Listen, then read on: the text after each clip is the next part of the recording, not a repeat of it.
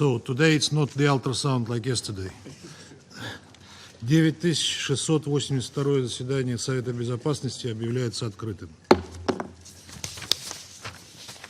Предварительная повестка дня данного заседания гласит: поддержание международного мира и безопасности.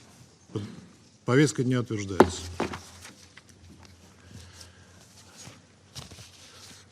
На основании правила 37 временных правил процедуры Совета я приглашаю принять участие в данном заседании представителя Польши.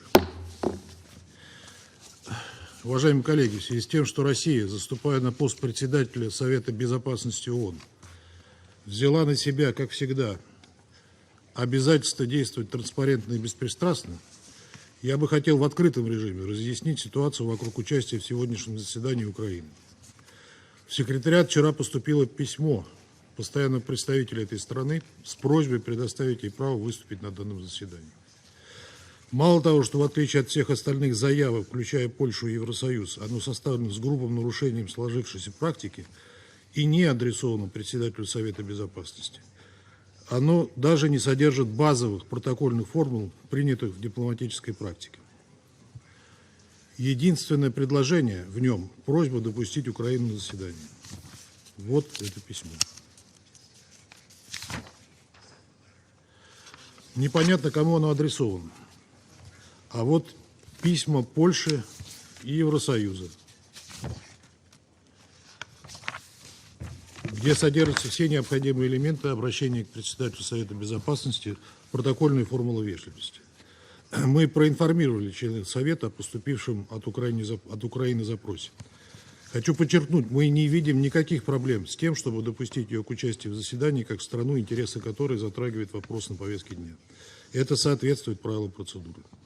Мы сразу транслировали сигнал: как только председательство получит корректно оформленный запрос, участие Украины в заседании при согласии членов Совета Безопасности будет подтверждено. Однако украинская делегация так и не прислала корректный запрос. Полагаю, дело в том, что им принципиально важно показать, что они стоят выше правил и обычаев, установленных в Совете Безопасности, и в отличие от других делегаций, запрашивающихся по правилу 37, включая европейские государства, имеют право диктовать свои правила игры. Это мы, как председательство, допустить не можем. Правила одинаковы для всех, это обеспечивает функционирование Совета Безопасности ООН на протяжении почти 80 лет. Заход украинской делегации – не что иное, как попытка подорвать авторитет Совета, ведь председательство – это не какая-либо страна, это институт. Надеюсь, что все коллеги по Совету Безопасности это осознают. Мы, тем не менее, допускаем в отсутствие возражений других членов Совета Украины к участию в сегодняшнем заседании, но только с учетом того, что просьбу об этом выдвинул член Совета Безопасности Соединенные Штаты. Мы намерены удовлетворить просьбу американской делегации в соответствии с правилами процедуры Совета. Сожалеем, что Украина не способна действовать самостоятельно даже в таком, по сути, чисто процедурном вопросе, как участие в заседании Совета Безопасности ООН, и даже в этом ею вынуждены руководить ее спонсор.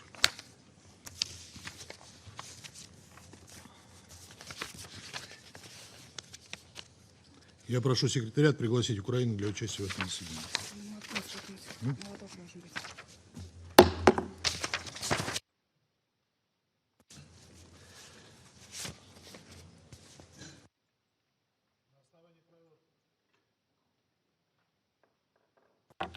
На основании правила 39 временных правил процедуры Совета я приглашаю принять участие в данном заседании следующих докладчиков. Исполняющие обязанности заместителя генерального секретаря по гуманитарным вопросам и обязанности координатора чрезвычайной помощи госпожу Джойс Сую и кардиохирурга, анестезиолога и активиста господина Владимира Жовнера. Решение принимается. На основании правила 39 временных правил процедуры Совета я также приглашаю принять участие в заседании главу делегации Европейского Союза при Организации Объединенных Наций, его превосходительство господина Ставроса Ламбринидиса. Решение принимается. Совет Безопасности приступает к рассмотрению пункта 2 повестки дня. Сейчас я предоставляю слово госпоже Джойс Суи.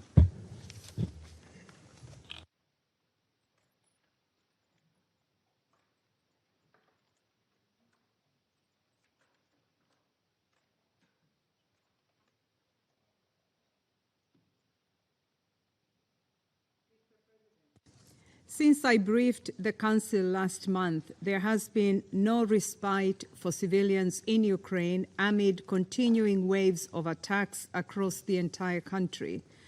I was particularly shocked by yesterday's deadly missile strikes on Kiev, Kryvyi Rih, Pokrovsk, and Dnipro and other urban centers. These attacks struck key energy infrastructure as well as two of the country's main specialist hospitals for children and women. In Kiev, the intensive care, surgical, and oncology wards of Ukraine's largest children's hospital, Охматдет, were severely damaged. Its toxicology department, where children receive dialysis, was completely destroyed. First responders attending the scene immediately after the attack found children receiving treatment for cancer in hospital beds, set up in parks and on the street, where medical workers had quickly established triage areas among the chaos, dust, and debris. Reportedly, 27 civilians, including 4 children, were killed, and 117, including 7 children, were injured.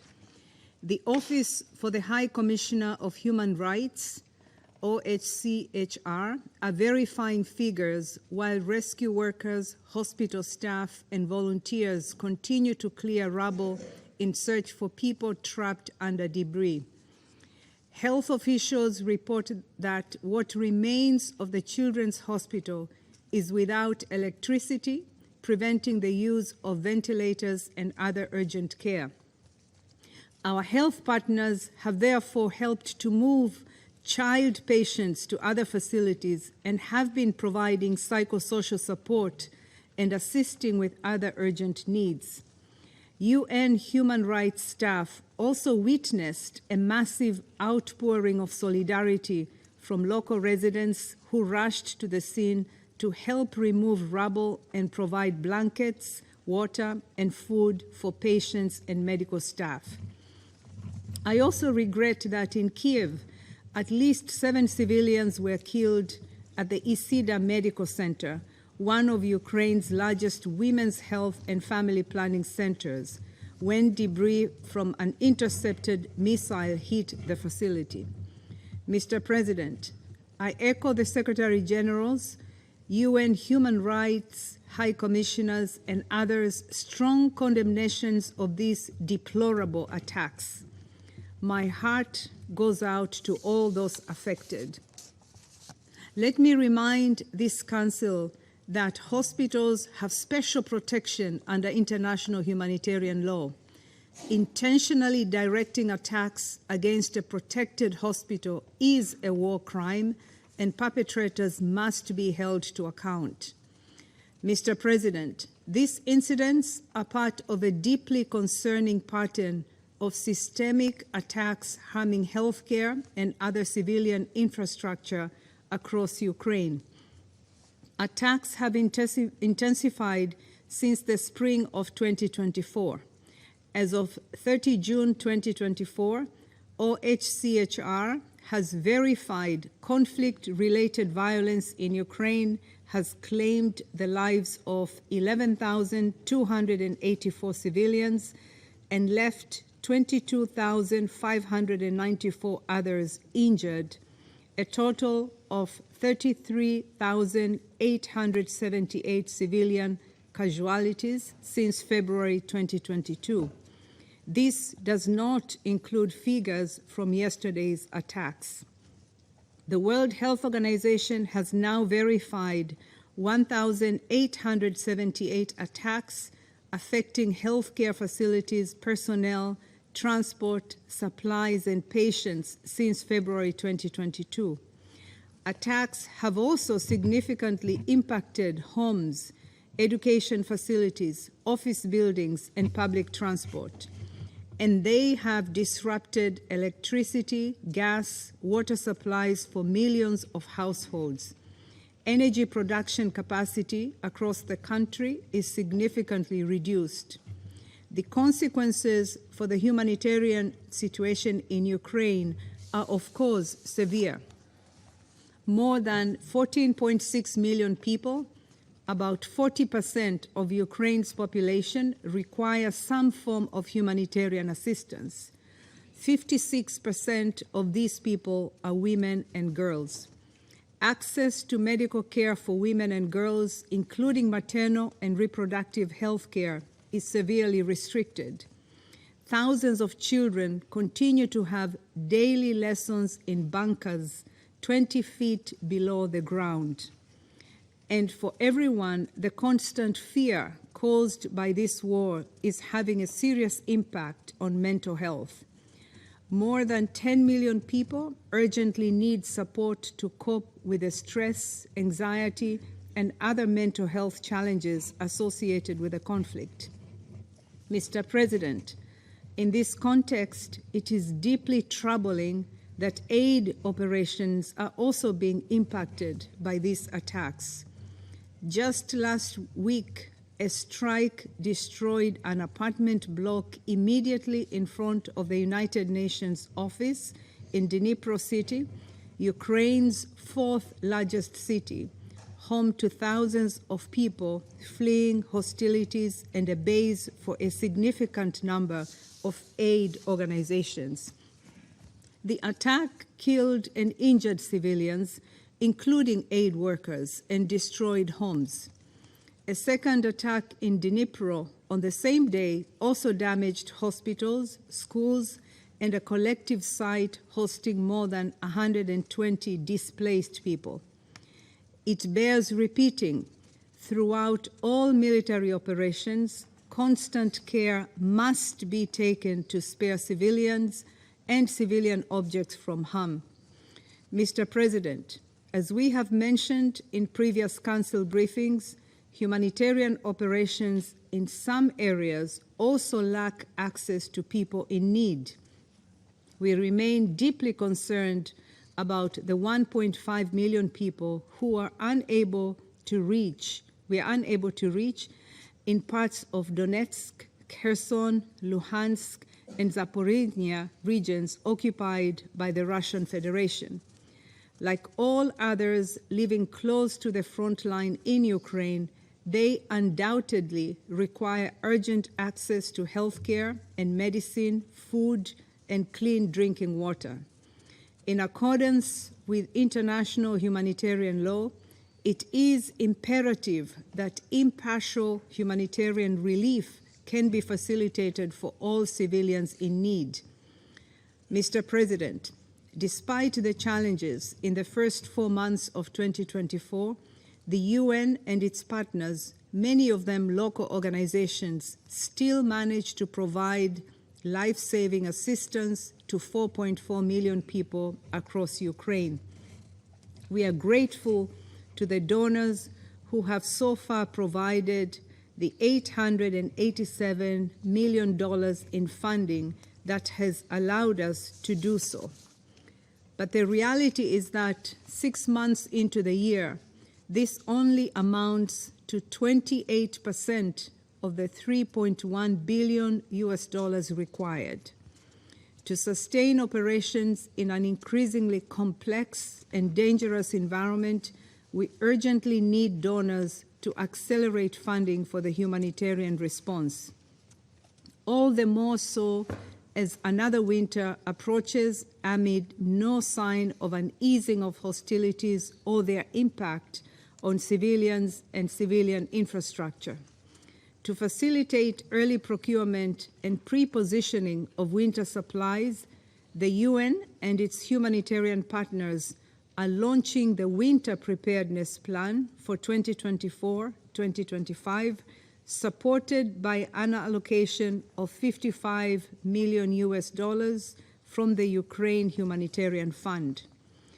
But alone, this will not be enough to get Ukrainians through another winter of war. More is urgently needed. Mr. President, members of the Security Council, for more than 2 years now, people across all of Ukraine have shown remarkable fortitude and resilience in unbelievably challenging circumstances. However, yesterday's attacks and their impacts are a reminder of the deplorable human toll of this war, particularly on the most vulnerable members of the society, tragedies we will see again and again as long as this conflict continues and the rules of war are defied.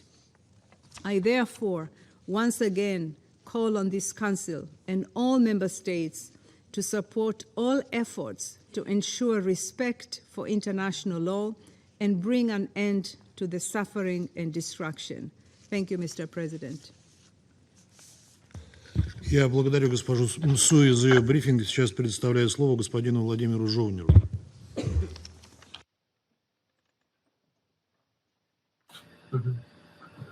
Dear members of Security Council, thank you for opportunity to speak today.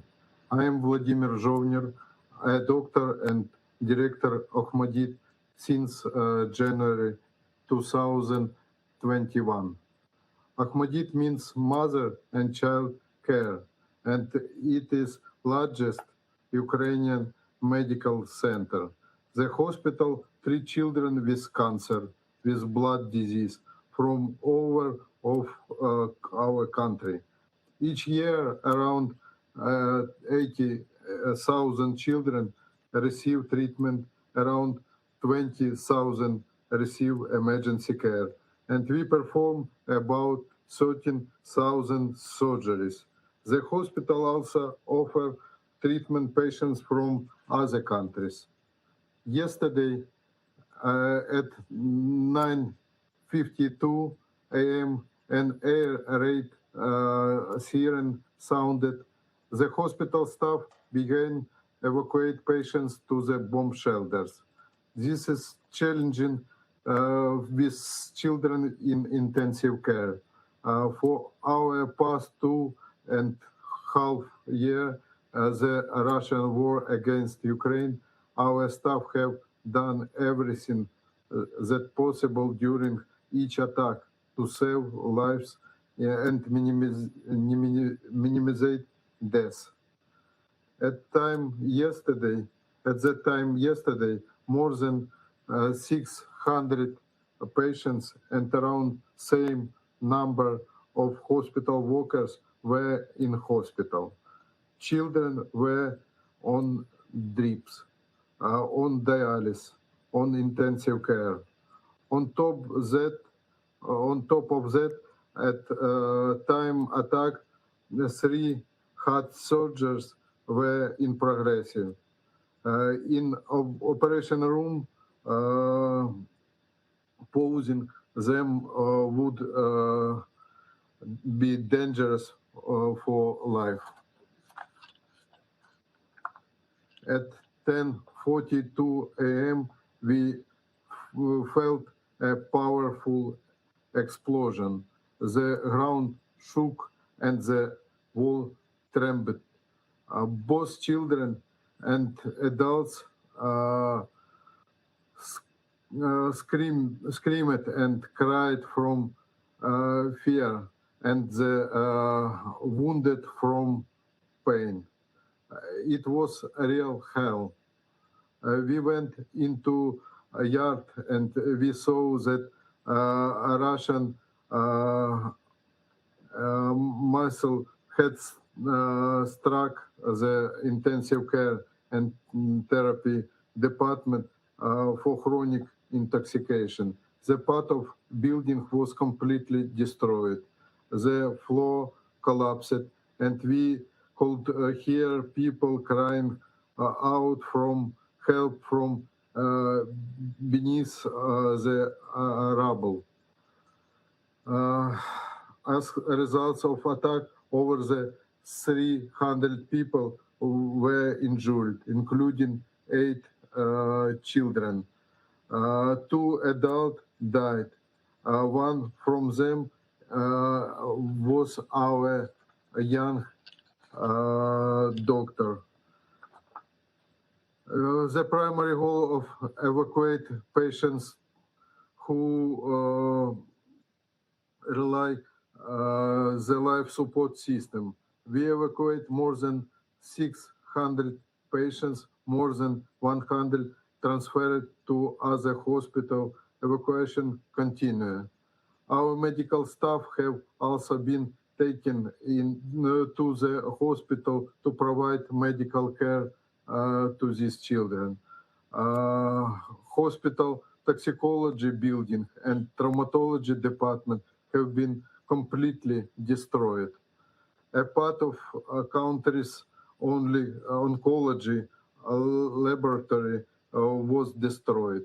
In total, 24 departments are damaged, including 10 surgical departments, 5 oncology departments, 3 intensive care units, 2 operation blocks, 2 somatic departments, the radiology department, prenatal care department, and the radiation therapy department. We had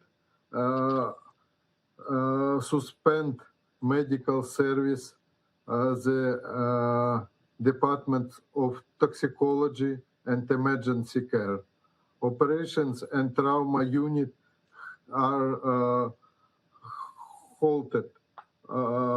We continue evacuating and full damage caused by direct Russian attack on the children's hospital. The strike will have long-lasting effect. Patients will face shortage of medical care, and our specialization service with high-tech equipment won't be restored soon.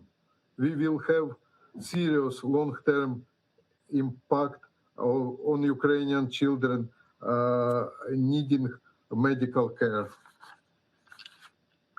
The psychological trauma of children from this attack will severe.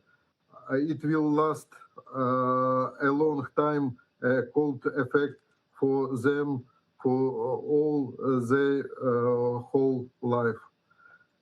To conclude, striking of children's hospital, where children and treated for cancer and other heavy disease is not just a war criminal.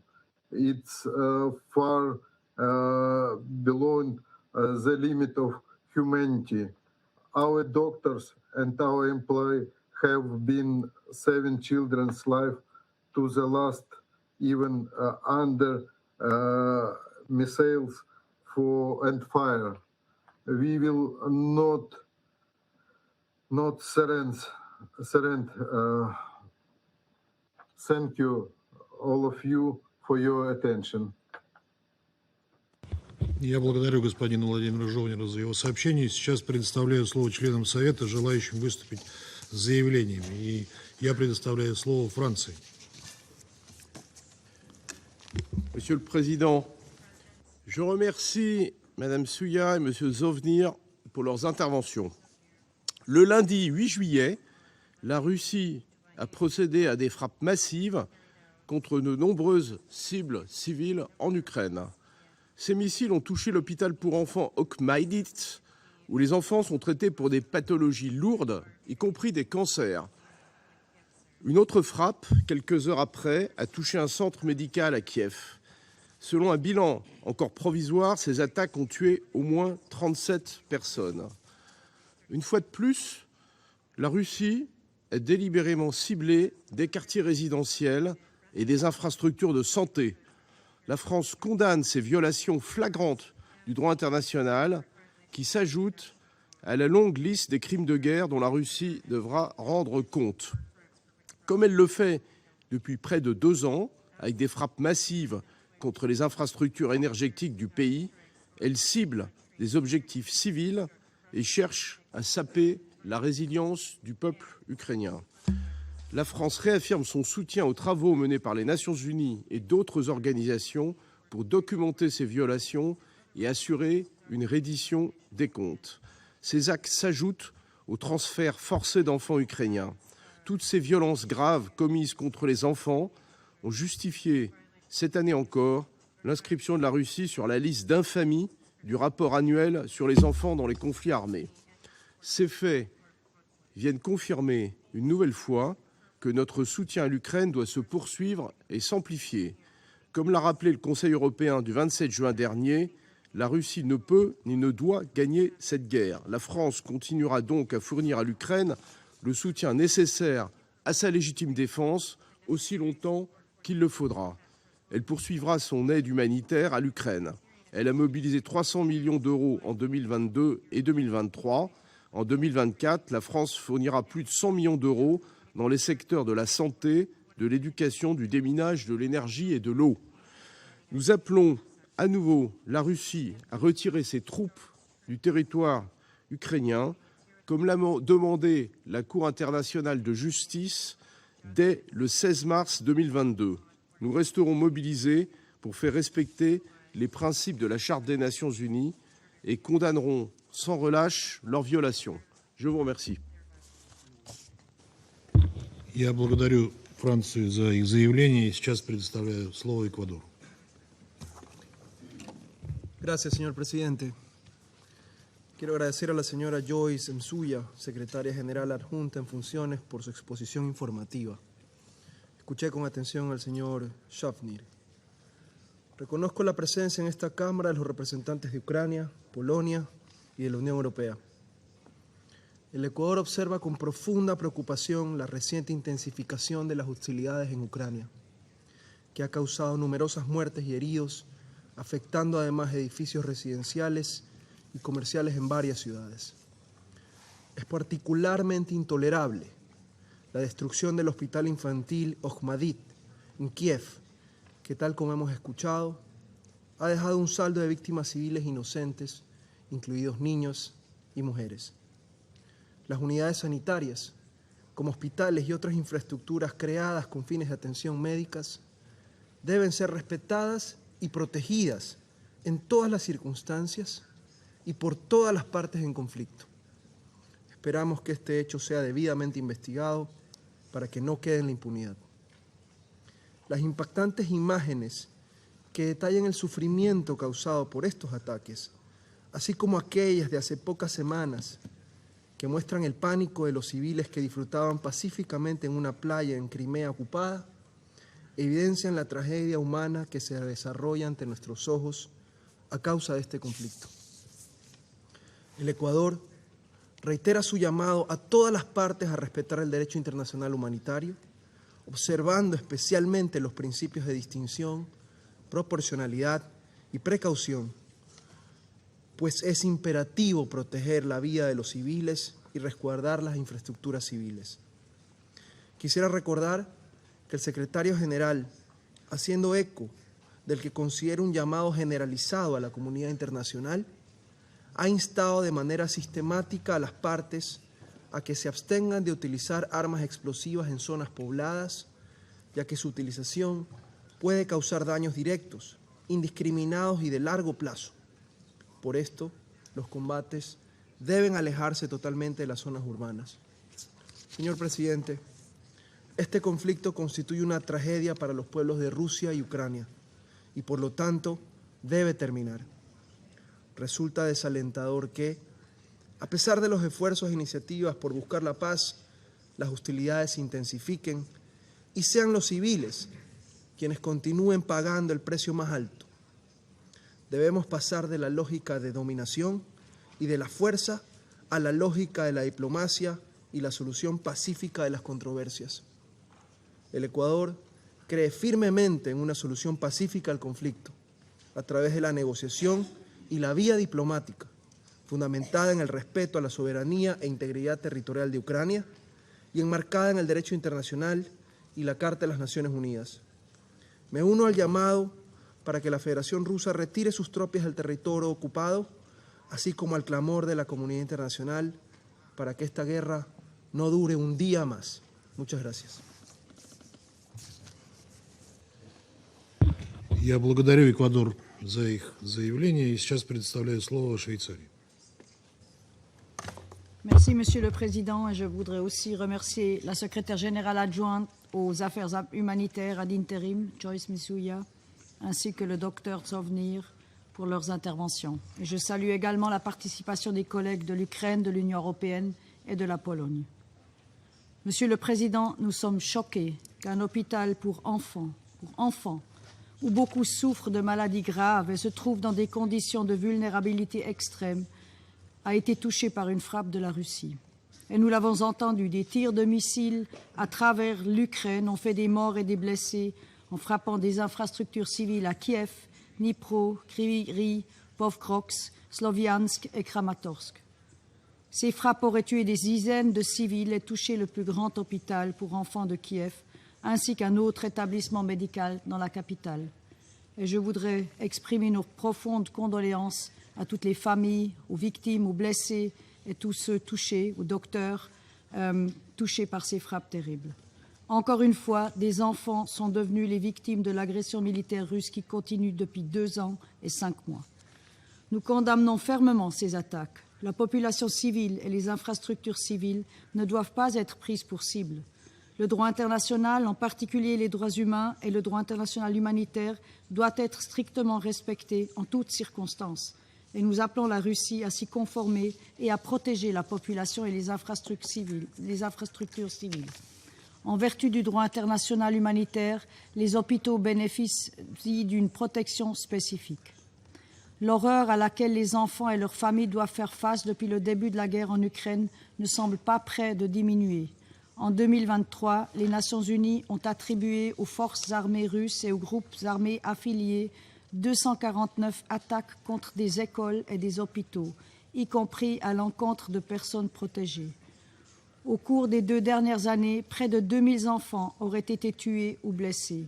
Au lieu d'aller à l'école, les enfants des villes situées sur les lignes de front de l'Ukraine ont été contraints de passer entre 3000 et 5000 heures à s'abriter dans des sous-sols et des stations de métro, soit entre 4 et 7 mois.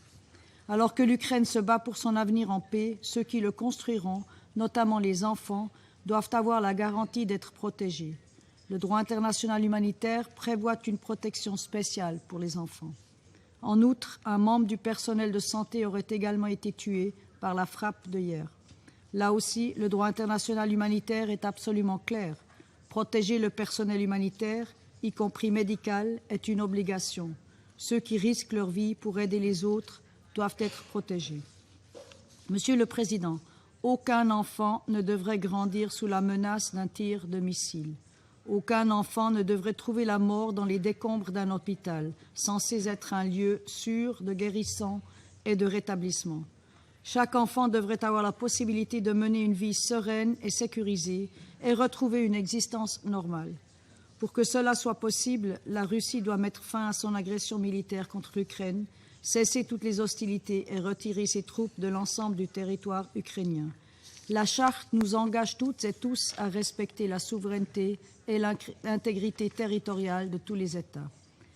La Suisse reste déterminée à faire tout ce qui est en son pouvoir pour contribuer à une paix juste et durable en Ukraine, conformément à cette même Charte des Nations Unies et les principes fondamentaux du droit international. C'est dans cet esprit que le 15 et 16 juin dernier, des représentantes et représentants de plus de 100 pays du monde entier et d'organisations internationales se sont réunis en Suisse pour discuter d'un cadre pour un processus de paix basé sur le droit international et notamment la Charte des Nations Unies dans le but d'inspirer des mesures concrètes en faveur d'une paix juste et durable en Ukraine. Et nous allons continuer cet engagement. Je vous remercie. Я благодарю Швейцарию за их заявление. Сейчас предоставляю слово Словении. Thank you very much, Mr. President. I would like to thank both briefers, Ms. Misiuna and Dr. Zovnir, for their contribution, and I welcome participation of the Ukraine, European Union and Poland. Mr. President, we are appalled by the latest airstrikes on Ukraine by the country that you are representing. While we fail to understand the reason for this war, we are convinced that there is absolutely nothing that can justify the brutal attacks on critical civilian infrastructure. Nothing justifies systemic attacks on medical facilities. Yesterday, another low in this war of aggression was reached, with a direct missile strike at the Охматдет hospital, one of Europe's largest children's hospitals. As if this were not enough, the follow-up strike wrecked a maternity hospital in the vicinity. We are again seeing the full spectrum of horror this war has brought, this time around with children and their parents at its center. It is indeed beyond the limits of humanity, as Dr. Zhovnir just described his feelings. In response to Russia's claims that the responsibility for this devastation should be put on air defense systems, we would like to clarify. Independent sources are disproving these claims. We deplore Russian missile strikes, and we reject the lack of responsibility that Russia is showing in relation to them. Mr. President, the Council should not lose sight of the full picture of the destruction this war has brought. Yesterday's horrid missile attack is just the tip of the iceberg. WHO has verified that from April to May this year, more than one-third of attacks against healthcare facilities happened in Ukraine. In parallel, the healthcare needs have been increasing. In 2024, the civilian casualties have been continuously on the rise, with each month demanding a greater death toll. Additionally, only in May, the new offensive around the city of Kharkiv caused the largest displacement in Ukraine since 2023. Mr. President, killing and maiming children and attacks against hospitals are grave violations against children in armed conflicts. Deliberate targeting of critical civilian infrastructure is prohibited by the international humanitarian law. Rejecting responsibility equals endorsing impunity. This Council is entrusted by the Charter to address and prevent all of the above. Too many fathers and mothers have been killed, too many children have been deprived of the future, too many homes and schools have been reduced to rubble, and too many hospitals have stopped providing life-saving services.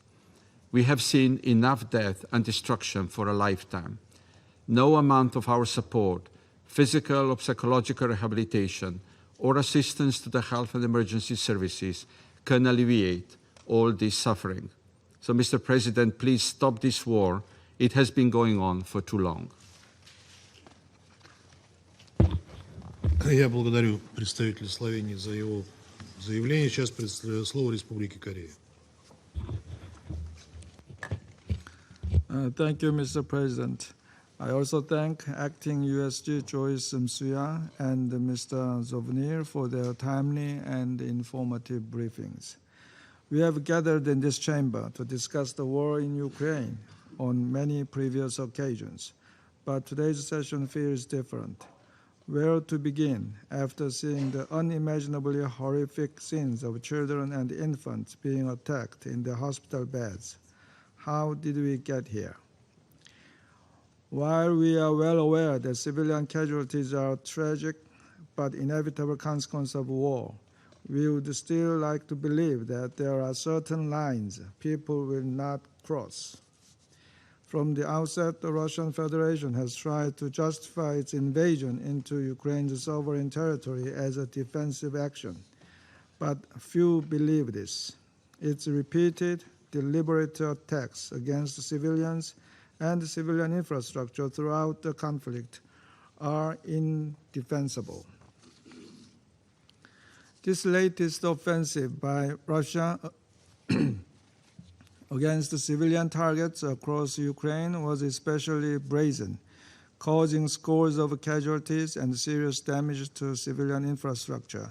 Most notably, the missile strike against the Охматдет Children's Hospital in Kyiv, where my President Yoon Suk-yeol and the First Lady visited in July 2023 to comfort the children and their families receiving treatment. This is a new law. An attack against the most vulnerable among us betrays a basic lack of humanity. Russia's ongoing indiscriminate attacks against civilian objects across Ukraine is a flagrant violation of international law, including international humanitarian law, and those responsible for such heinous acts must be held accountable. At the same time, our hearts go out to all the victims. Colleagues, we once again reiterate that Russia's armed invasion of Ukraine and its annexation of Ukrainian territories through the use of force are serious violations of the UN Charter and international law, and run counter to the core values underpinning the international system. In this respect, I'd like to remind you all that only a handful of countries, such as North Korea, have recognized the unlawful annexation of Ukrainian land by Russia. The overwhelming majority of UN member states still strongly believe that those regions are an integral part of sovereign Ukraine state. The longer this war continues, the greater number of lives will suffer miserably and the greater likelihood for further regional instability. Therefore, the only way forward is to work diligently towards an early end to the war. In this regard, my delegation once again stresses that all the devastating events and the human suffering transpiring in Ukraine are a result of Russia's illegal invasion. This must end now without preconditions. The Republic of Korea will continue to stand with the people of Ukraine and provide vital assistance in the areas of security, humanitarian aid, and reconstruction until they achieve just and lasting peace in their land. I thank you. Я благодарю Республику Корея за их заявление. Сейчас предоставляю слово Китаю. 主席，我感谢穆苏雅代理副秘书长的通报。我也认真听取了若夫尼尔先生的发言。乌克兰危机自2022年2月全面升级以来，持续冲突已经导致大量无辜平民伤亡，大量基础设施损毁，引发了严重的人道危机，产生了巨大的外溢效应。中方对此深表忧虑。近来，战争不但没有停止，反而愈演愈烈，并不时发生恶性袭击事件，造成严重人员伤亡。我们对此深表关切，在此呼吁冲突当事方保持理性克制，切实遵守国际人道法，避免袭击平民和民用基础设施。冲突对抗没有赢家，军事手段带不来持久和平。中国国家主席习近平近日在会见访华的外国领导人时指出，早日停火止战，寻求政治解决，符合各方利益。当前的重点是遵守战场不外溢、战事不升级、各方不拱火3原则，尽快推动局势降温。国际社会要为双方恢复直接对话谈判创造条件，提供助力。只有所有大国都发挥正能量，而不是负能量，这场冲突才能尽早出现停火的曙光。在乌克兰问题上，中方始终主张，各国主权、领土完整都应该得到尊重，联合国宪章宗旨和原则都应该得到遵守，各国合理安全关切都应该得到重视，一切有利于和平解决危机的努力都应该得到支持。我们呼吁冲突当事方展现政治意愿，相向而行，早日开启和谈。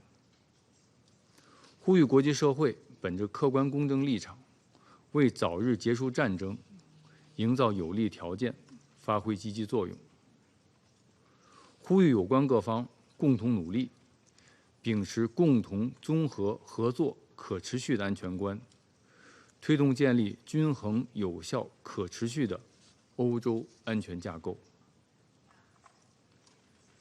中方将继续以自己的方式积极劝和促谈，为推动乌克兰问题的政治解决做出不懈努力，发挥建设性作用。谢谢主席。Я благодарю Китай за их заявление. Предоставляю слово Сьерра-Леоне. Thank you, Mr. President. I thank Acting USG Ms. Joyce Musea for our briefing. And I take note of the sobering information provided by Mr. Vladimir Zovny. I welcome the participation of the representatives of Ukraine, Poland, and the head of the delegation of the European Union. Sierra Leone notes with deep concern the recent reported missile strikes on civilians and civilian infrastructure across Ukraine. It is reported that during a daytime attack, missiles struck multiple Ukrainian cities, killing at least 31 people, injuring about 125 others, and seriously damaging a major children's hospital. Based on report, those killed in the multiple missile strikes include doctors, patients, women and children, the very best of society, and also most vulnerable in times of armed conflict. Sierra Leone expresses deepest condolences to the victims and the families of the victims affected by the missile strikes. Sierra Leone deplores attacks on civilians, civilian and protected objects, and vital infrastructure. The report of the missile strike of the Kiev main children's hospital, resulting in the loss of innocent lives and the extensive damage to a critical healthcare facility, are truly heartbreaking and distressing. We call on all the parties to the conflict to uphold their obligations under international law and take immediate steps at de-escalation.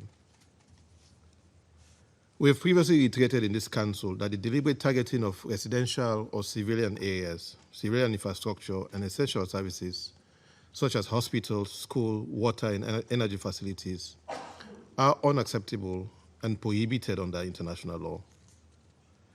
It poses a significant threat to the safety and well-being of the most vulnerable and protected populations, violating the basic tenets of humanity and the principles of international humanitarian law. The devastating impact of these strikes on civilians, including women and children, is a stark reminder of the urgent need for the violence to end and a renewed commitment to protecting civilian lives and infrastructure in conflict zones. It also begs for independent investigations aimed at accountability. We call on all involved parties to exercise restraint and take all necessary measures to avoid further civilian casualties and damage to critical infrastructure. The protection of civilians must be paramount in any conflict, including the conflict in Ukraine. Ensuring that the parties to the conflict maintain the safety of civilians must be the utmost collective priority of this Security Council. Let me therefore close, Mr. President, by urging all parties to prioritize the protection of civilians and critical infrastructure, including hospitals, to ensure essential services for the well-being and stability of civilians. The involved parties must choose and prioritize peace. Peace is made not between friends, but between parties in a state of disagreement. Peace can also not be left to chance. Sierra Leone therefore reiterates its call for meaningful steps to be taken towards the immediate cessation of the hostilities and for constructive and inclusive diplomatic efforts to achieve a just and lasting resolution of the conflict.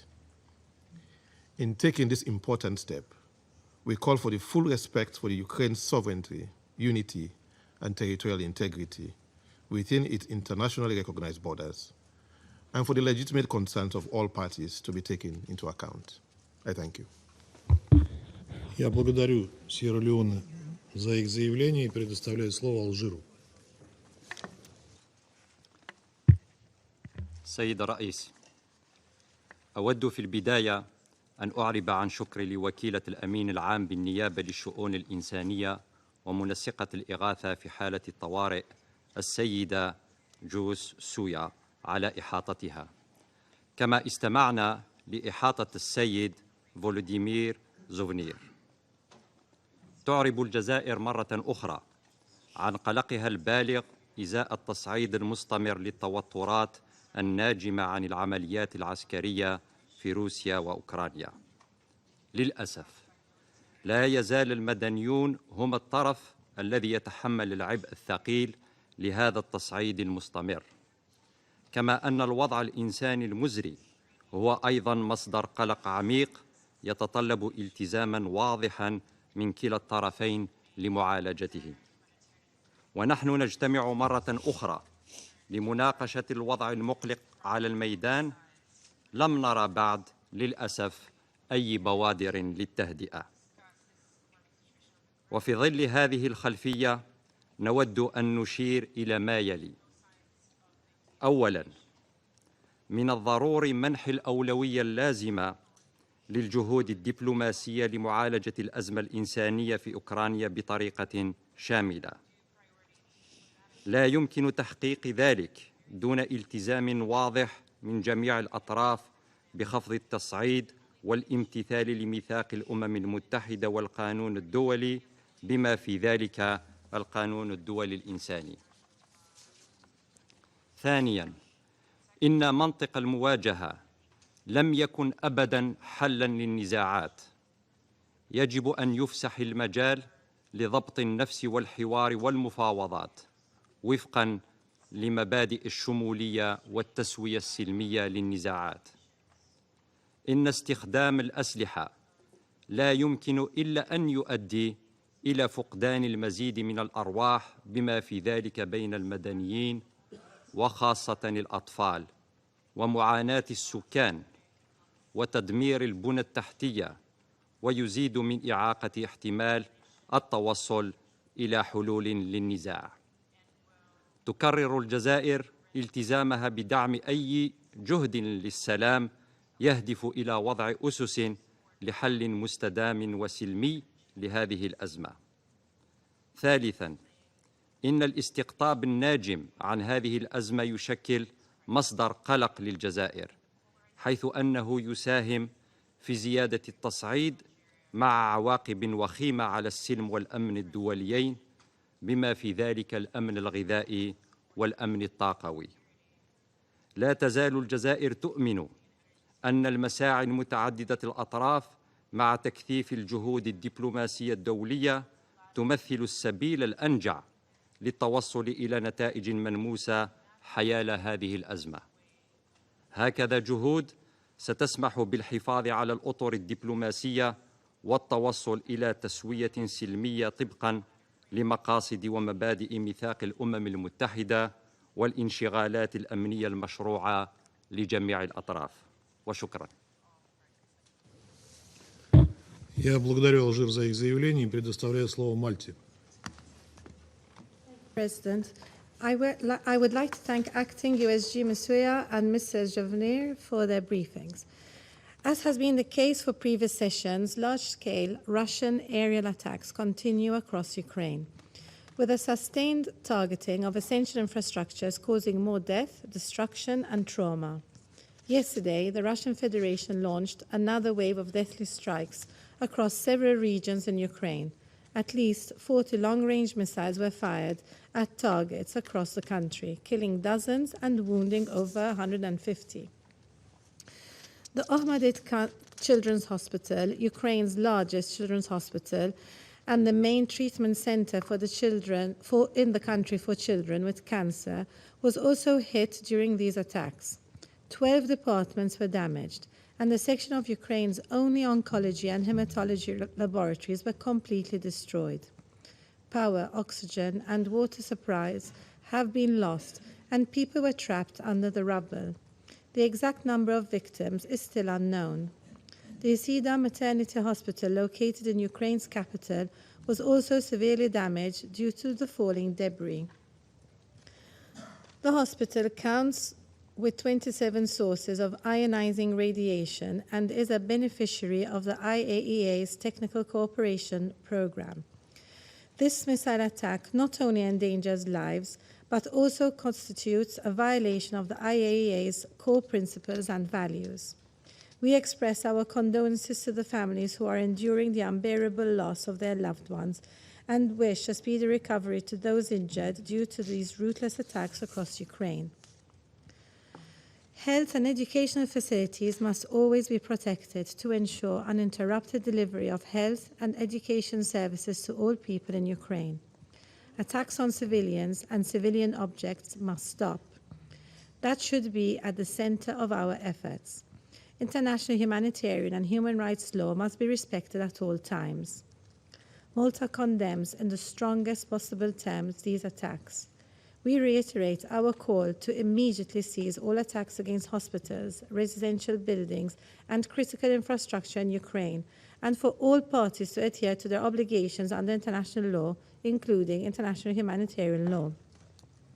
Yesterday's events took place against the background of Russia's launch of its new military offensive in the Kharkiv region. According to the WHO, there are reports of 18 deaths and 81 injuries from more than 175 attacks on healthcare infrastructure in Ukraine for the first half of 2024. These attacks have similarly endangered the lives of thousands of children, healthcare workers, and civilians, including the already vulnerable population, not least the elderly, children, and people with disabilities. Malta reiterates that the perpetrators of these actions must be held accountable for the damage done. We express our full support to the mandate of the International Criminal Court, the Independent International Commission of Inquiry on Ukraine, as well as to the register of damage caused by the aggression of the Russian Federation against Ukraine, and the work on the establishment of a future compensation mechanism. In closing, Malta reiterates that the only path to a comprehensive, just, and lasting peace and an end to the suffering being inflicted on innocent Ukrainians is for Russia to immediately, completely, and unconditionally withdraw all its troops and military equipment from the entire territory of Ukraine within its internationally recognized borders. I thank you. Я благодарю Мальту за их заявление и предоставляю слово Мозамбику.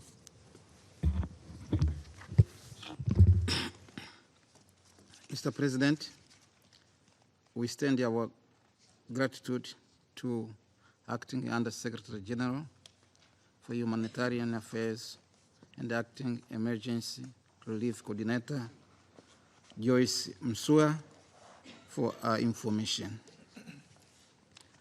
We took note to the briefing by Mr. Volodymyr.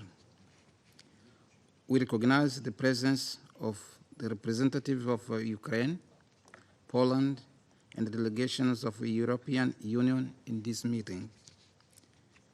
Mr. President, in light of the report attacks resulting in civilian casualties, injuries, and destructions of critical civilian sites and infrastructures in Ukraine, my delegation wishes to emphasize the following points.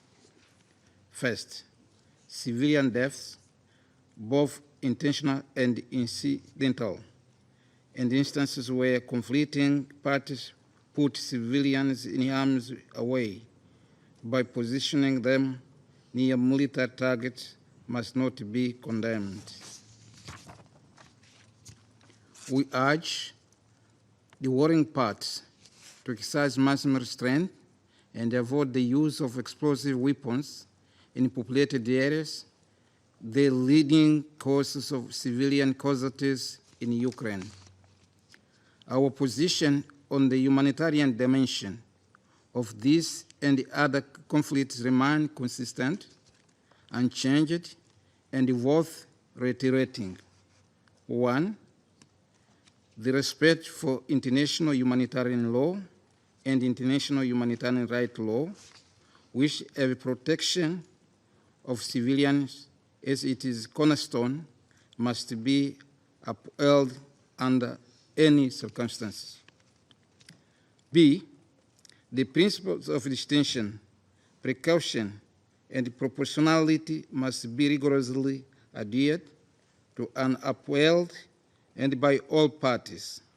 Warring parties must assess whether civilian harm is likely to be excessive compared to the concrete military advantage anticipated.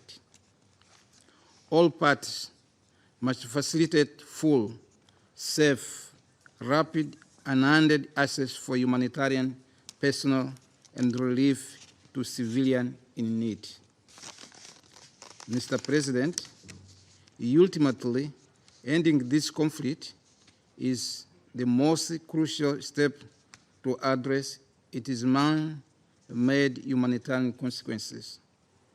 To achieve this, we urge the parties to immediately cess hostilities, resume direct negotiations without preconditions, and engage in a dialogue in good faith. Mr. President, let I seize the opportunity to recommit to the UN as EDO platform to start genuine dialogue towards a negotiated settlement aimed at bringing this conflict to a just, comprehensive, and lasting peace that addresses its root causes and upholds the Charter. I thank you, President. Я благодарю Мозамбик за их заявление и сейчас предоставляю слово Гаяне. Thank you, Mr. President. We thank Acting USG Joyce Msuya and Dr. Volodymyr Jovenir for their briefings. We welcome the participation of the representative of Ukraine, Poland, and the European Union in today's meeting. We also extend our condolences to the government and people of Ukraine, including the families and loved ones of those who were killed yesterday, and wish for the speedy and full recovery of those injured. Mr. President, Guyana is extremely alarmed by the continued attacks against civilians and civilian infrastructure since the start of this war. The attacks have claimed the lives of more than 11,000 civilians, including women and children, and continue to destroy objects indispensable to their survival. We have repeatedly warned of the devastating consequences of prolonging this war, especially in light of the attacks against hospitals, electricity transmission systems, food ports, gas and water supplies, and a high number of civilian casualties. Mr. President, yesterday's missile strikes were particularly shocking. It was reportedly the largest assault in months, killing over 30 people, including children, and causing extensive damage to the Охматдет Children's Hospital in Kyiv. The airstrike against the hospital turned a large part of what was once a place of sanctuary and healing for so many children into rubble, destroying its toxicology and oncology wards and many other units. We condemn these attacks in the strongest possible terms, stressing that the most vulnerable of civilians, children, were among the hapless victims. What military or other advantage is there to gain from the unconscionable attack against a children's hospital? Mr. President, the devastating accounts of unrelenting violence, death, and destruction must compel us to take urgent action to end this war. Lives, including those of innocent children, cannot continue to be sacrificed at the altar of political brinksmanship. We commend the efforts of those seeking to find a peaceful resolution to the conflict and urge the parties to commit to a serious political and diplomatic process toward ending the conflict. We also urge them to engage in good faith and to bring an end to the suffering of the millions of men, women, and children who have already paid too high a price in this war. Guyana demands that the parties to the conflict take all necessary measures to protect civilians and critical infrastructure and to comply fully with their obligations under international law, including the United Nations Charter and international humanitarian and human rights law.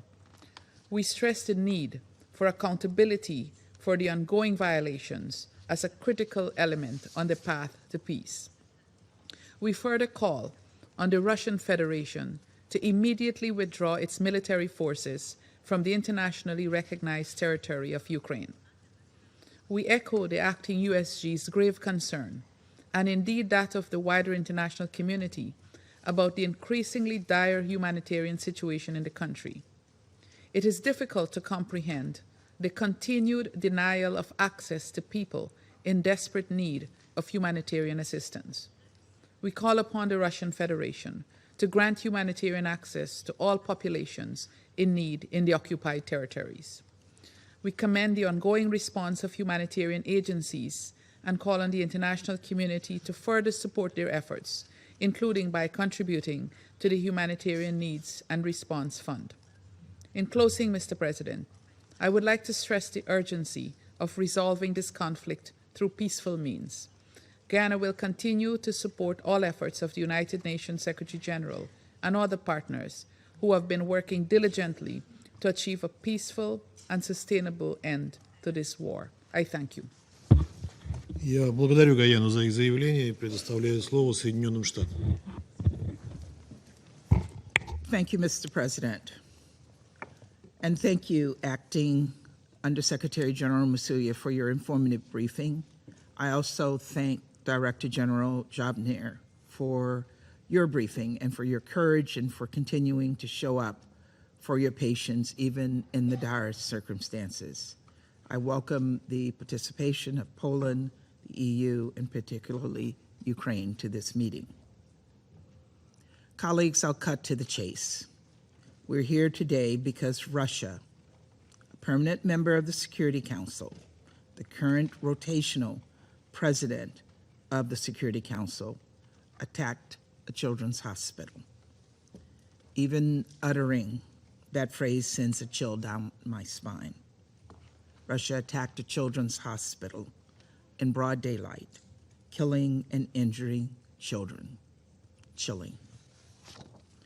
Colleagues, on Monday morning, Russian missiles smashed into civilian targets, including Охматдет Children's Hospital, the largest pediatric facility in Ukraine, and a lifeline for the country's most vulnerable. In the hours since, we've seen images of children bloodied and injured, escaping the damage, of cancer patients just a few years old hooked up to IV drips huddled outside the hospital's bombed out cancer wing. We've heard the courageous stories of doctors and nurses scrambling to evacuate sick children, many of whom are intubated and on ventilators to safety. Of members of the community heroically sifting through the rubble in hopes of finding survivors, of not adding another number to the rising death toll. Director General Jobner has just enhanced our understanding of the impact of this on the 600 patients plus staff in the hospital, including those who were in surgery. Our hearts are with all of those who've lost loved ones, who wonder how their children can get the medicine and the care that they need, who wake up this morning worried about their home, their business, their family will be the next one destroyed by a Russian strike. Because let's be clear, this brutal attack is hardly a standalone incident. In March 2022, Russian airstrikes damaged a maternity and children's hospital in Mariupol. In December 2023, a Russian missile plunged into a medical facility in Dnipro. And I could go on, but the fact is that across the country, hundreds of children have been killed, thousands have been wounded, and millions have been displaced from their homes as Russia continues its campaign of terror in Ukraine. And then there are those children Russia has deported or forcibly transferred, robbing Ukrainian youth of not only their futures, but their very identities. Colleagues, when Putin announced his so-called peace plan last month, I called it what it was, an outrageous attempt to force Ukraine to accept an unjust peace while facing the barrel of a gun. As if there was any doubt that this was the case, yesterday's attack makes abundantly clear Putin is not interested in peace. He's committed to wreaking death and destruction in pursuit of his war of aggression. And of course, Putin hasn't just attacked hospitals. Russia has upped its coordinated attacks on Ukraine's energy infrastructure, taking out over half of the country's power generation. Power plants in Kharkiv are operating at severely reduced capacity due to nearly daily attacks. Tens of thousands have had to evacuate. This is a deliberate and cruel effort to leave millions of Ukrainians without heat this winter. I've said it before, and I'll say it again. Russia started this war, and Russia can end it at any time. As my colleague from France stated, Russia cannot win this war. It could choose to withdraw its forces from Ukraine and end the assault on hospitals and power plants. It could halt its campaign of torture and deportation, its pattern of violating international law.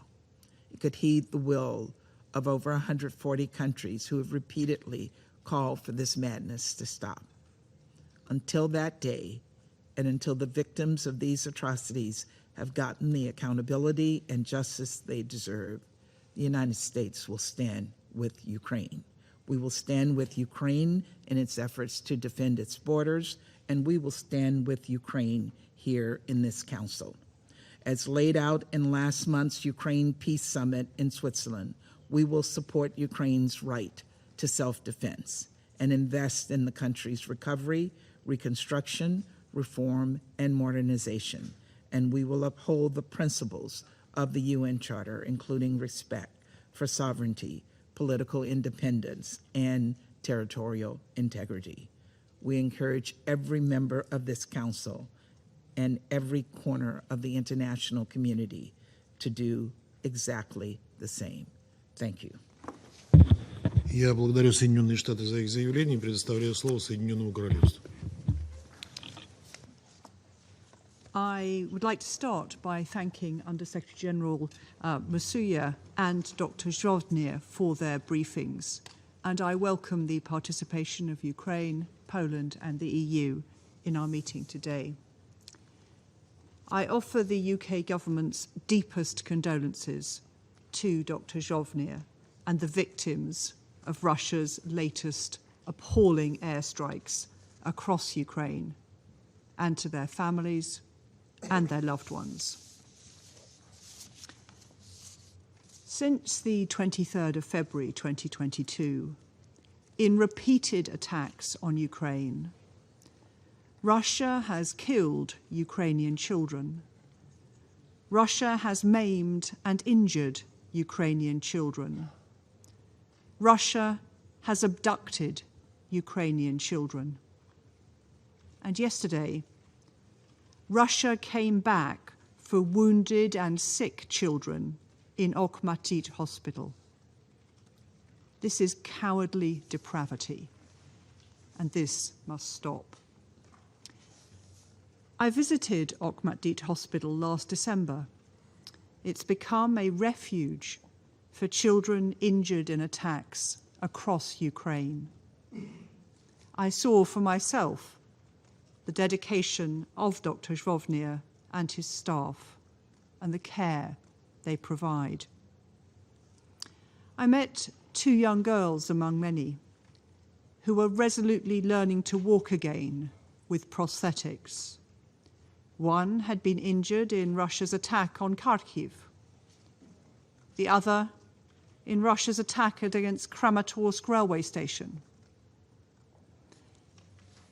Colleagues, intentionally directing attacks against civilians and civilian objects constitutes war crimes.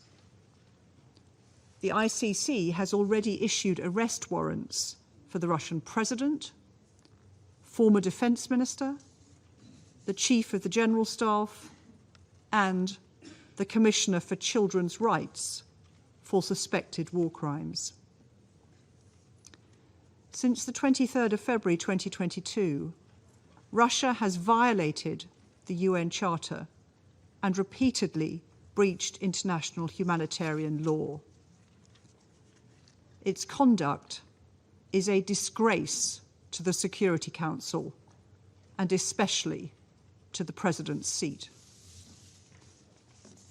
Colleagues, we must join together to condemn Russia's actions and stand foursquare behind the UN Charter and its guarantees of sovereignty and territorial integrity, and behind international law and international humanitarian law.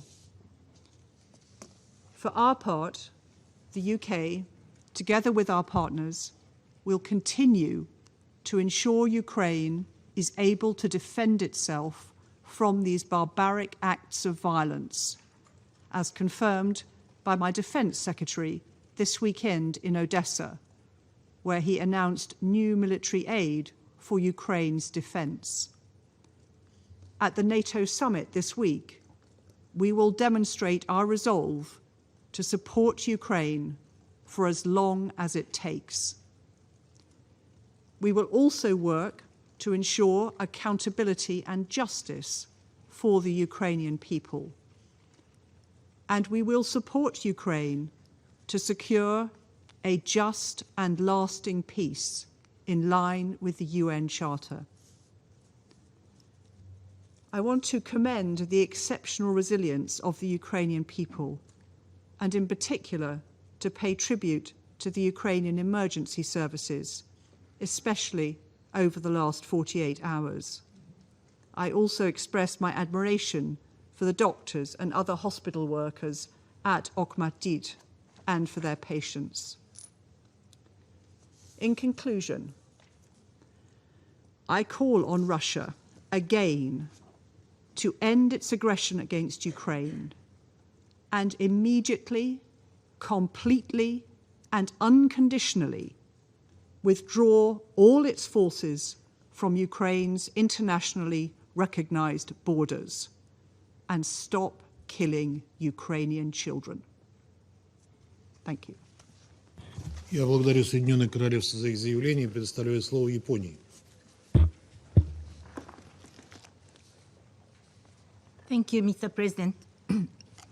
I thank Ms. Musuya and Mr. Zovna for their detailed briefings. Today, we have come together once again to confront the grim reality caused by the escalating attacks by Russia across Ukraine.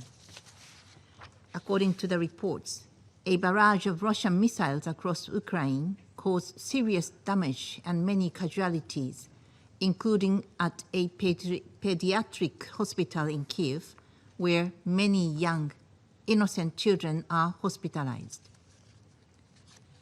Japan condemns Russia's attacks against civilians and civilian infrastructure across Ukraine in the strongest terms. We express our deepest condolences to those who lost their loved ones and hope for the speedy recovery of the injured.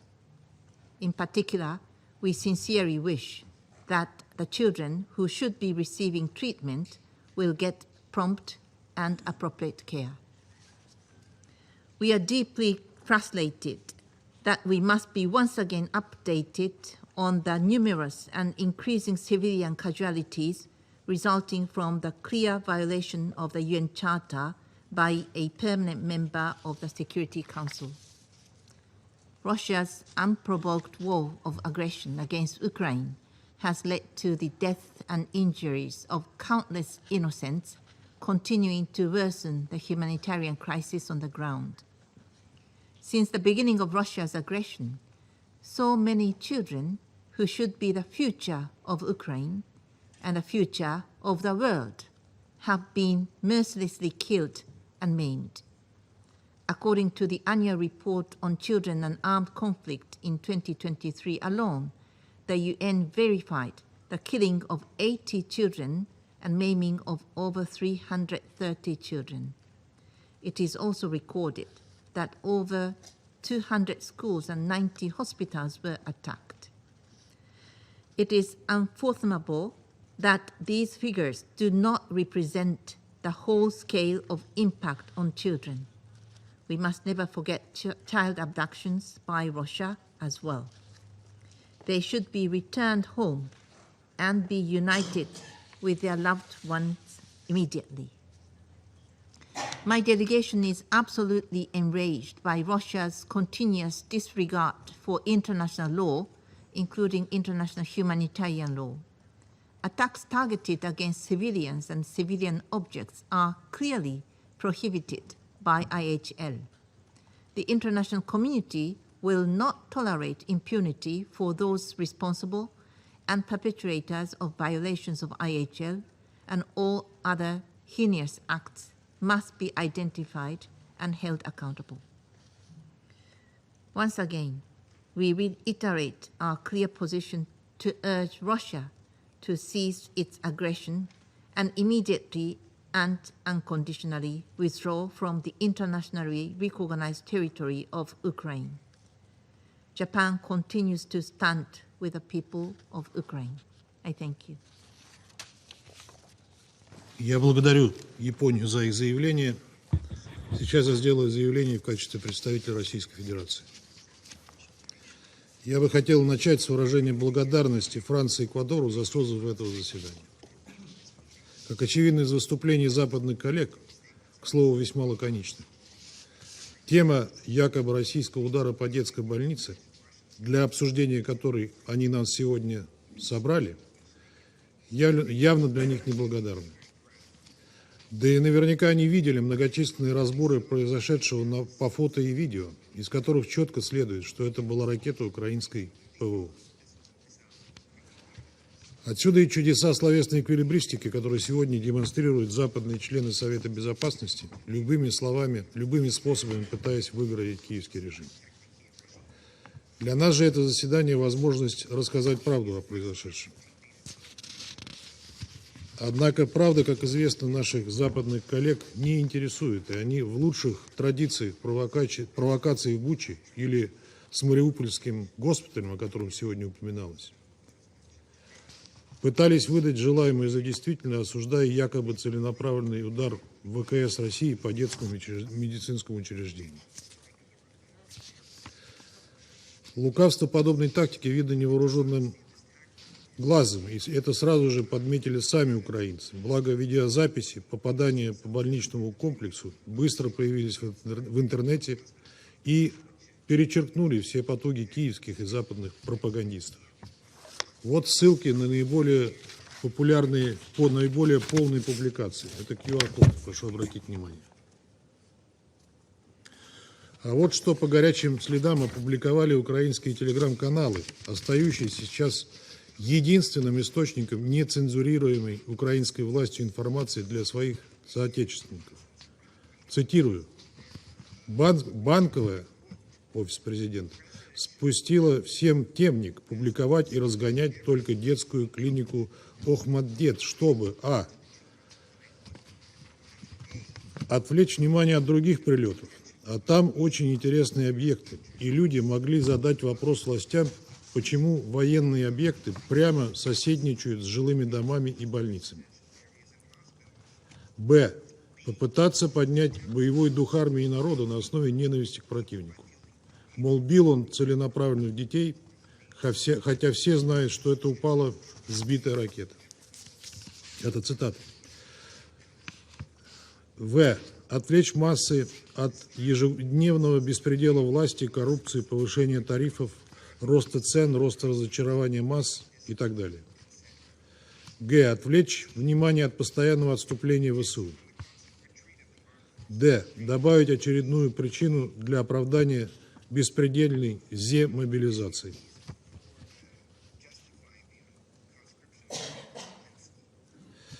Е. Хайпануть медийно в западной прессе перед саммитом НАТО. Конец цитаты. И вот еще цитата. По удару в больницу Охматдет все ясно. Эта ракета ПВО ВСУ НАСАМ сбилась с пути и влетела в здание возле детского корпуса. Западные средства ПВО также часто ошибаются. Скорее всего, в воздухе она потеряла цель и захватила тепловой сигнал от больницы, перепутав цели. Так же было, когда ПВО ВСУ ударило по Польше и в трактор, убив поляков. От ракеты ЭКС-101 было бы намного больше урона у здания, в которое оно попало. Мы постоянно пишем,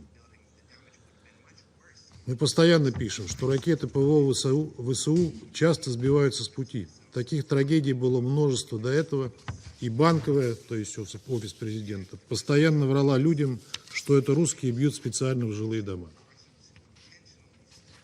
Банковой необходимо постоянно подогревать ненависть в массах и обосновывать продолжение войны вот такими искусственными трагедиями. Военные даже сами признавали, что многие трагедии – это дело рук их ПВО. Это цитата из украинских пабликов, это не мои слова.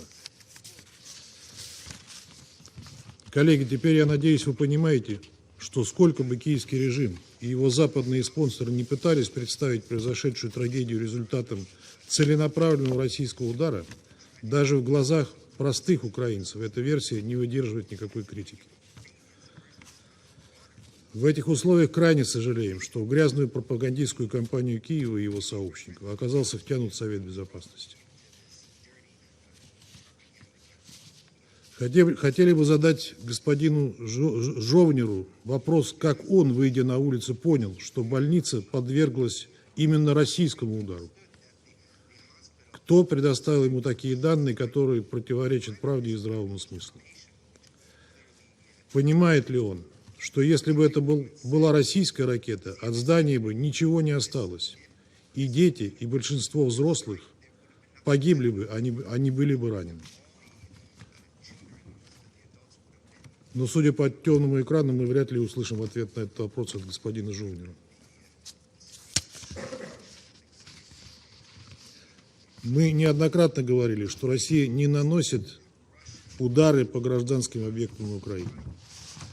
Если же говорить об ударах российских ВКС, которые действительно были нанесены по объектам военной промышленности Украины и авиационным базам ВСУ, то одной из целей в Киеве стал Киевский завод имени Артема, одно из крупнейших предприятий концерна «Укроборонпром». Это один из главных производителей авиационных ракет, оружия и боеприпасов, и эта цель, согласно данным объективного контроля и по свидетельствам самих киевлян, была поражена. Поскольку завод находится примерно в 2 километрах от пострадавшей детской больницы Охматдет, есть все основания полагать, что поразившая его ракета украинской ПВО была предназначена именно для перехвата той российской ракеты, которая попала по заводу.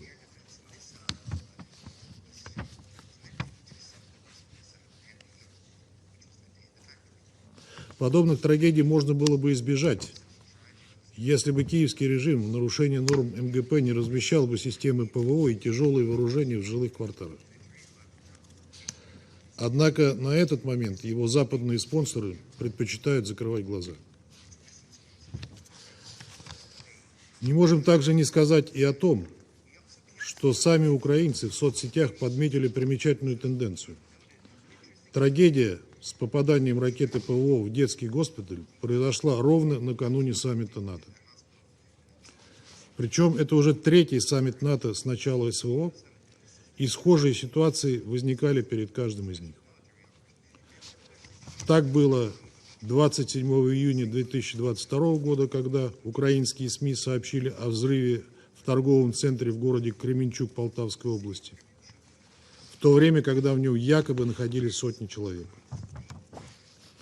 В действительности пожар в торговом центре, который не функционировал, произошел в результате детонации хранившихся в соседнем здании поступивших от США и европейских стран боеприпасов.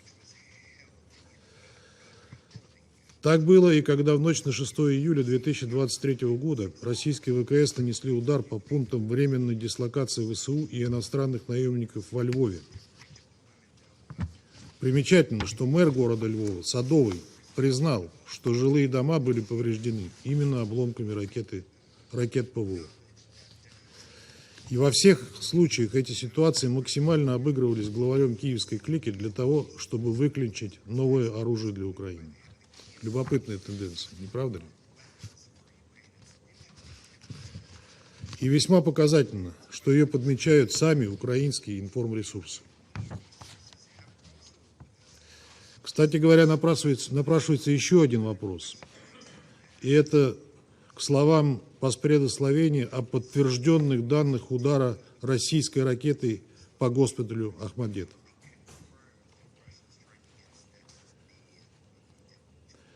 На размещенных украинскими пользователями интернета видеороликах видно, как по заводу имени Артема одна за другой, без каких-либо помех и повреждений, прилетают 5 ракет ВКС России.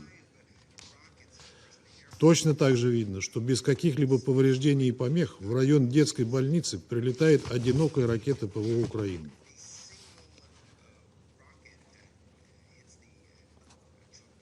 ПВО Украины. Ее невозможно ни с чем спутать по четко различаемому характерному оперению и другим характеристикам. Как так получается, что украинское ПВО пропускает все 5 ударов по заводу, но четко бьет по детской больнице?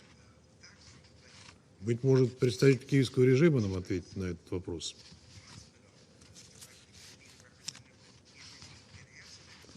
Ждем реакции также от норвежских властей, которые, судя по всему, поставили клике Зеленского эту установку насамс. Санкционировали ли они, чтобы она использовалась для удара по детской больнице, а также чтобы в нарушении норм МГП размещалась в жилых кварталах? На этом фоне и в полном соответствии со своими методичками глава Офиса президента Ермак уже успел сделать заявление о невозможности переговоров с Россией. Нет сомнений, что руководство Украины будет использовать сегодняшнюю ситуацию как повод для дальнейшего игнорирования запроса в украинском обществе, да и со стороны всего мирового большинства на поиск мирного решения украинского кризиса. Оно и понятно, ведь при таком сценарии исчезнет необходимость продления военного положения, а это повлечет необходимость проведения выборов. Этого утратившая легитимность киевская клика боится больше всего, осознавая крайне негативное отношение населения к себе.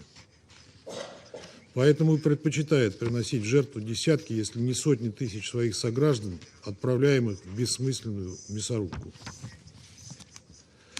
Мы же со своей стороны неоднократно выступали за начало переговоров и прекращение боевых действий. Но это должно быть именно прекращение, а не их приостановка, чтобы дать Киеву возможность залезать раны и вооружиться. Кроме того, должны быть устранены первопричины украинского кризиса. Без этого устойчивого и долгосрочного мира не будет. Наши условия для завершения конфликта подробно изложил президент Путин 14 июня на встрече с руководством внешнеполитического ведомства. Ценим инициативы всех государств, которые нацелены на истинное прекращение огня и учет наших законных озабоченностей. Они направлены на продвижение пропагандистских пустышек типа псевдомирной конференции в Швейцарии. А пока Киев и его спонсоры остаются глухими к призывам воспользоваться дипломатией, мы будем вынуждены продолжать добиваться принуждения Украины к миру и устранения первопричин нынешней кризисной ситуации военным путем. Я вновь приступаю к обязанностям председателя Совета и сейчас предоставляю слово Украине.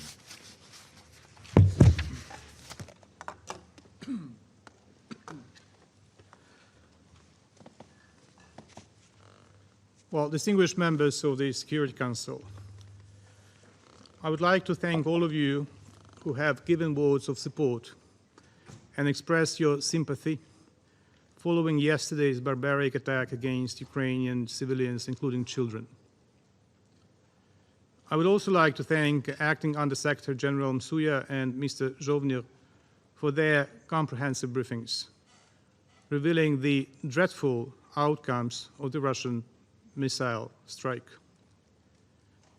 I'm sorry to recognize the representative of the terrorist Putin's regime in the chair's seat.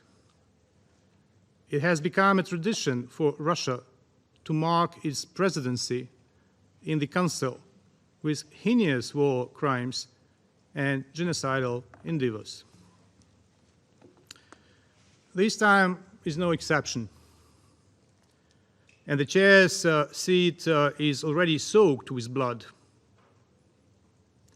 Yesterday, Russia deliberately targeted perhaps the most vulnerable and defenseless group in any society: children with cancer and other life life-threatening illnesses. Even in times of peace, these children face enormous challenges and require specific support and care. It has always been recognized as one of the most touching manifestations of humanity and empathy to donate and help such children, to ensure they get medical treatment and to create joyful moments to alleviate their sufferings. The Охматдет Children's Hospital in Kiev, the largest medical center treating young patients with cancer and other life-threatening illnesses, has served this goal and helped thousands of children from across Ukraine and abroad.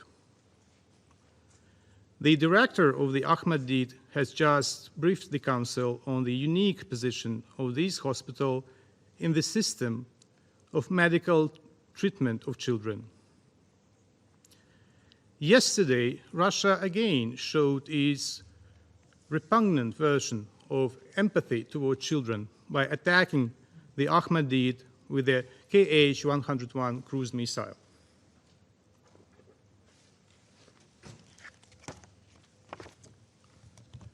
That is slide 1. It's analysis of objective monitoring data on the flight trajectory of the cruise missile on July 8 from 9:40 a.m. to 10:40 a.m. The photo shows the trajectory of the missile from the moment it entered the airspace of Ukraine and the moment it struck the hospital building.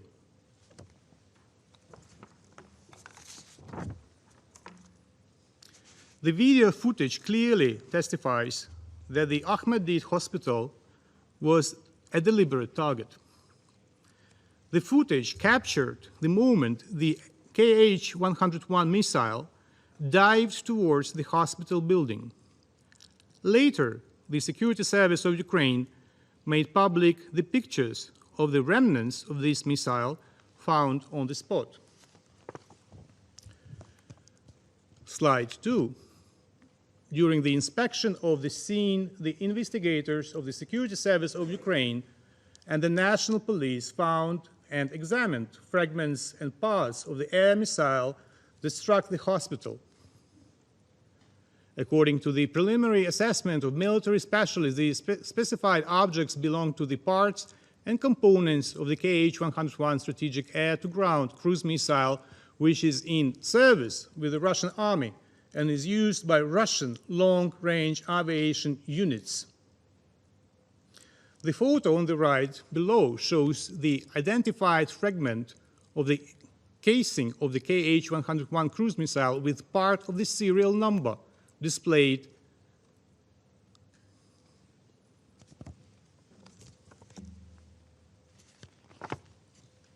Slide 3, fragment of the Kh-101 missile under the rubble of the hospital building, part of the missile body.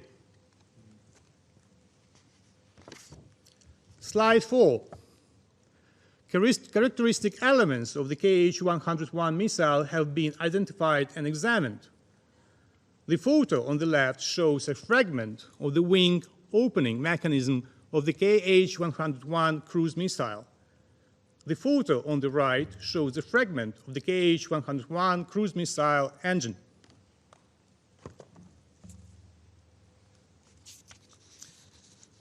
As a result of the strike, the toxicology ward, where young patients received dialysis, was completely destroyed.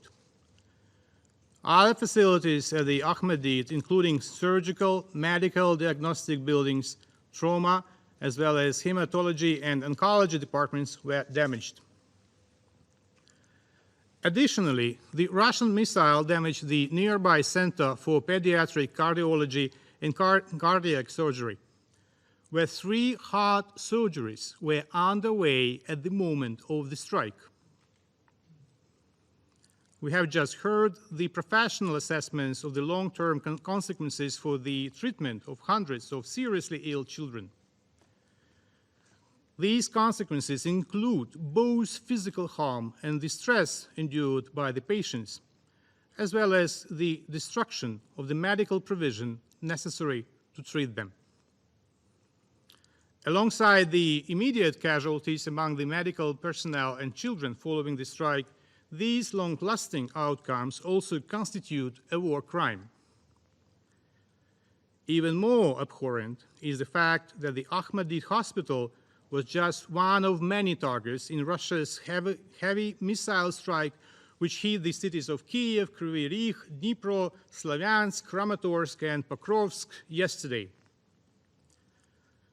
According to information from the Defense Forces of Ukraine, the Russian Federation launched 38 missiles, including Kinzhal air ballistic missile, Iskander-M ballistic missile, Zircon hypersonic cruise missile, KH-101, KH-22, and Caliber cruise missiles, as well as KH-5969 guided aerial missiles.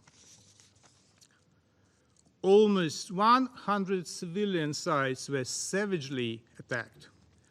Medical and educational facilities, residential buildings, business centers. In Kryvyi Rih, 11 people were killed following the attack on the administrative building of a local industrial facility. In Kiev, along with the Охматдет hospital, the list of targets includes a maternity hospital where 9 people were killed, and a residential building where the Russian killed 7 residents, including 4 children. Let us not forget that the pains Russia goes to harm Ukrainian children has been a mainstream aspect of the aggression from the very beginning. The children who Russia cannot abduct and brainwash, Russia kills. Let us not forget that Russia is kept on the list of shame for the crimes its armed forces have committed against children.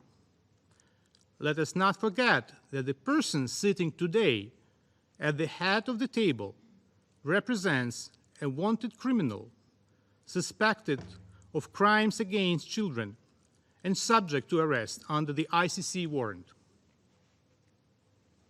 At least 47 people were killed and more than 190 were wounded following yesterday's strike. Putin's envoy employed his usual tactics of denying reality and blaming Ukrainian air defense. I recall clear footage of the Russian missile approaching the hospital, the scale of the destruction, and the eyewitness accounts. His comments about the possibility to destroy it entirely if Russia supposedly hit are just monstrous. Other Russian propagandists, particularly the so-called Z bloggers, have been more open. Z bloggers are administrators of Russian propaganda channels on social media with hundreds of thousands of followers. Given the specifics of their audiences, they, unlike their colleagues from the Russian diplomatic corps, openly explain the rationale behind the Kremlin's bloody actions. One of them, certain Roman Saponkov, openly stated that the strike on the children's hospital in Kiev would benefit Russia, and I quote, "Such attacks might even be beneficial because an average Westerner might finally have a thought, damn, the same could have happened to us. And the children's center in Kiev looks very much like a hospital in Warsaw. Incidents like these might work in our favor." End of quote. They do not even hide that they are deliberately attacking hospitals. That is exactly what Russians regularly did in Syria from 2015. In April 2016, for instance, they attacked the main health care facility for children in the city of Aleppo, killing 24 civilians. It is also telling that in 2020, Russia withdrew from a voluntary UN arrangement aimed at protecting hospitals and humanitarian aid deliveries in Syria.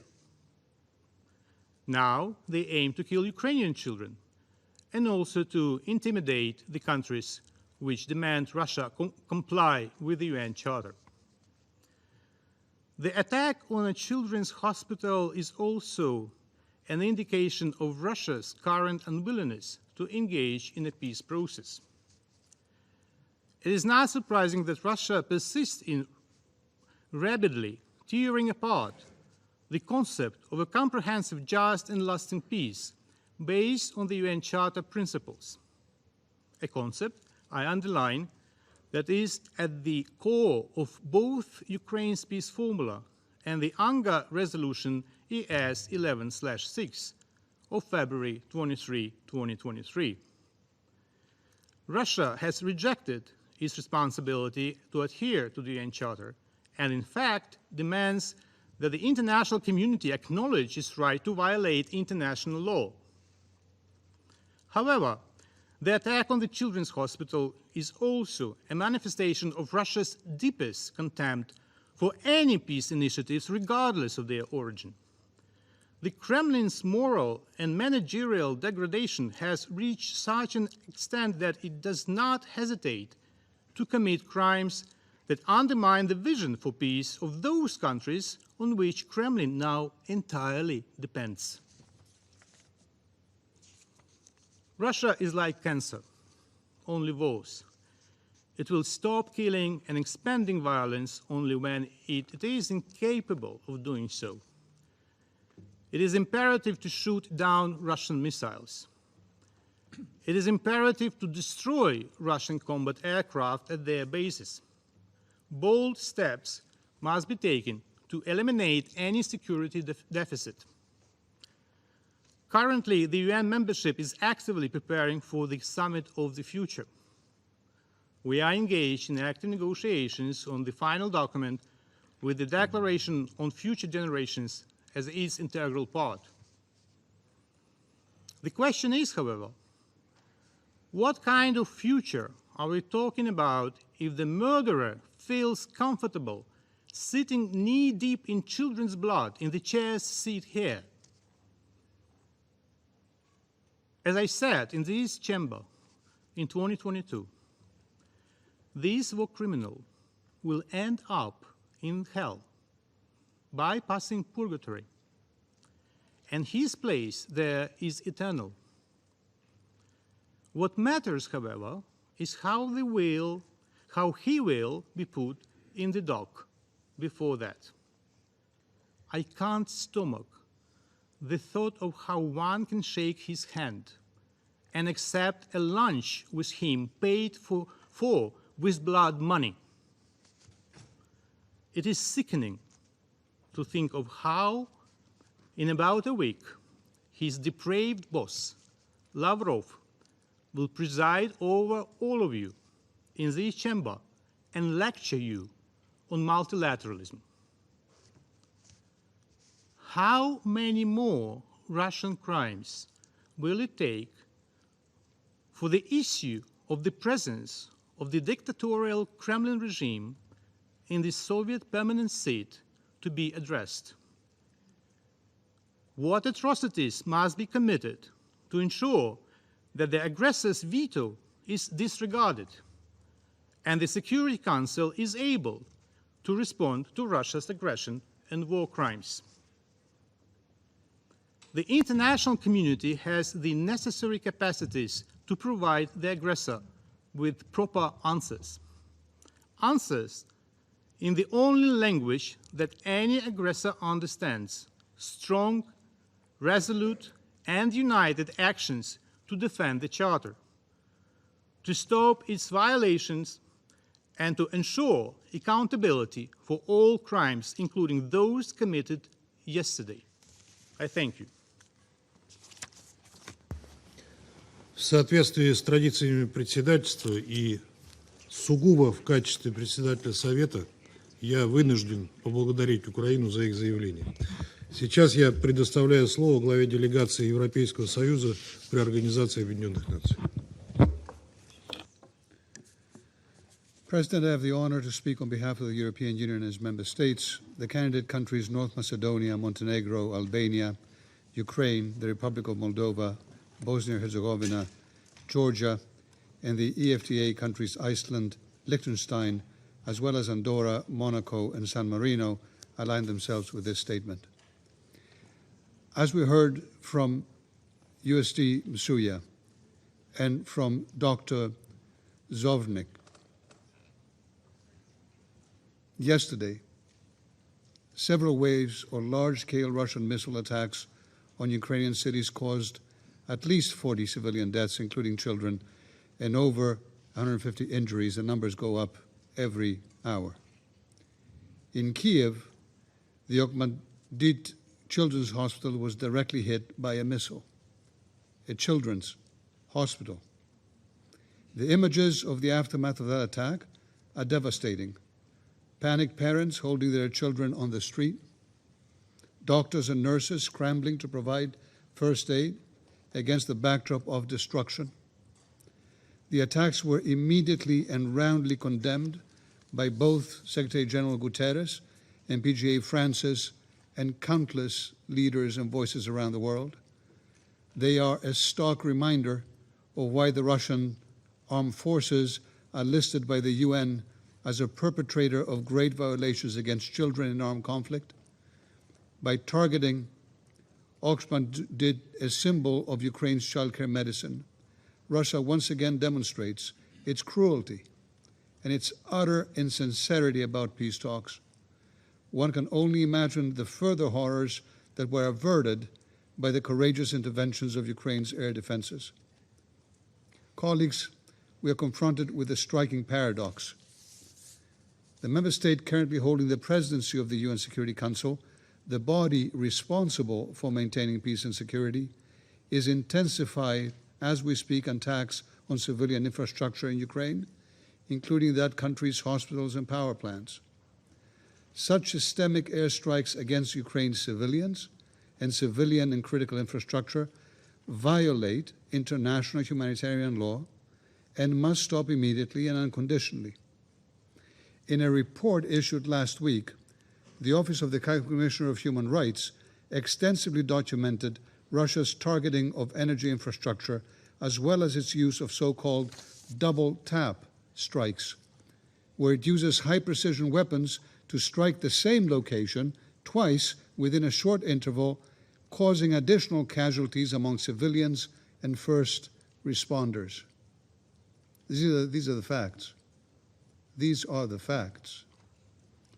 Russia and its leadership must be held fully accountable for waging a war of aggression and for other most serious crimes under international law, as well as for the massive damage caused by their war.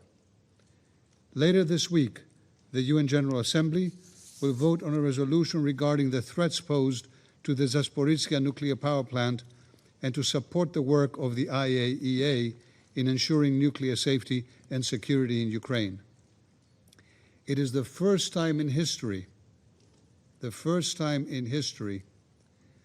a nuclear power plant, the largest in Europe, has been illegally seized by a foreign aggressor. History matters here. History, including the 1986 Chernobyl disaster, has taught us all the existential importance of nuclear safety and security. Russia's irresponsible actions place all of us at risk. That is why we hope and expect that all UN member states will strongly support this resolution and this initiative for nuclear safety. In closing, I cannot but reaffirm, especially in the aftermath of this inhumane bombings, the EU's unwavering support for Ukraine's independence, sovereignty, and territorial integrity within its internationally recognized borders. The European Union will continue to support both Ukraine and respect for the UN Charter in response to Russia's illegal aggression for as long as it takes. Thank you. Я благодарю Евросоюз за их заявление и сейчас предоставляю слово Польше. Distinguished members of the Security Council, let me start by thanking today's briefers for their remarks and testimony. just over 3 weeks ago in Bürgenstock, Switzerland.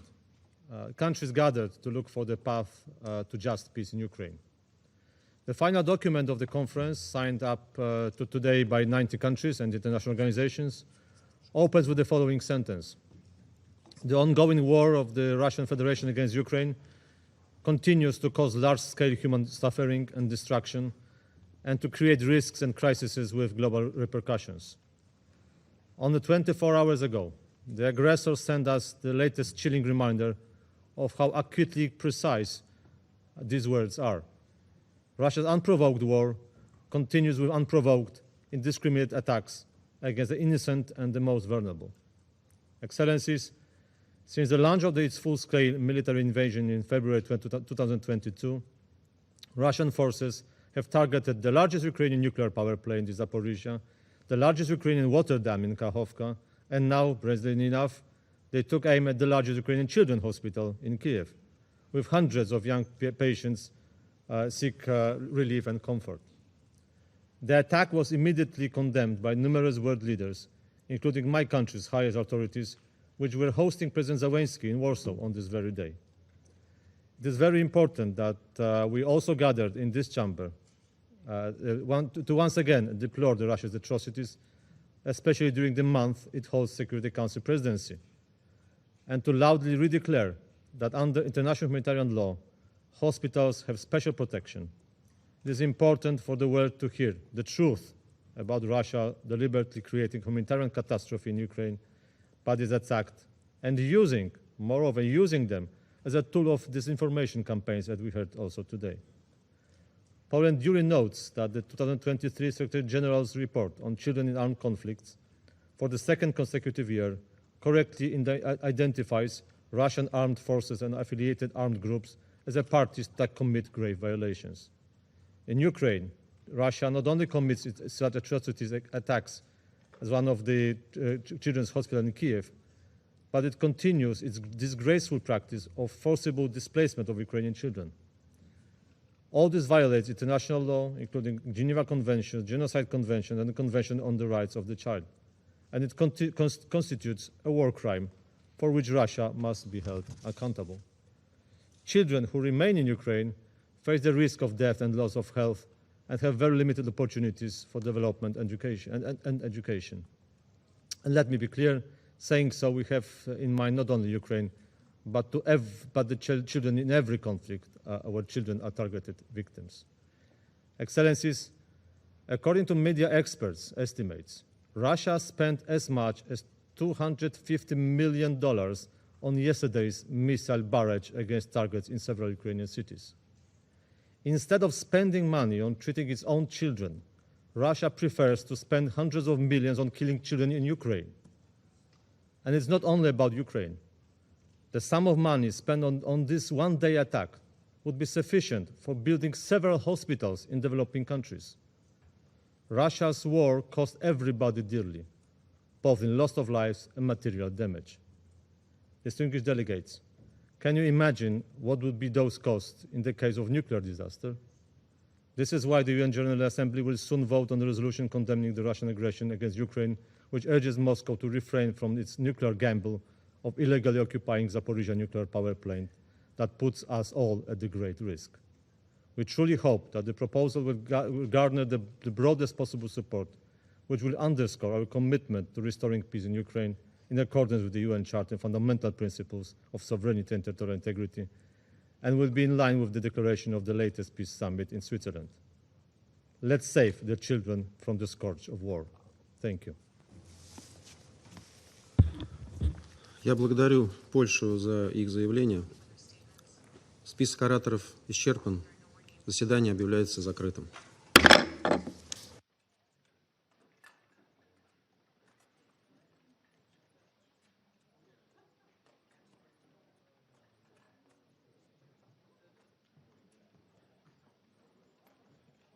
Continue to say that we are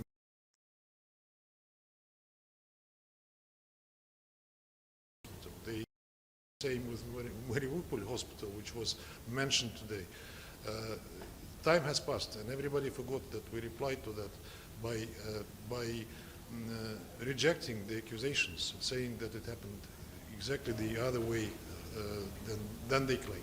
Ambassador, the Ukrainian ambassador just showed us multiple photos.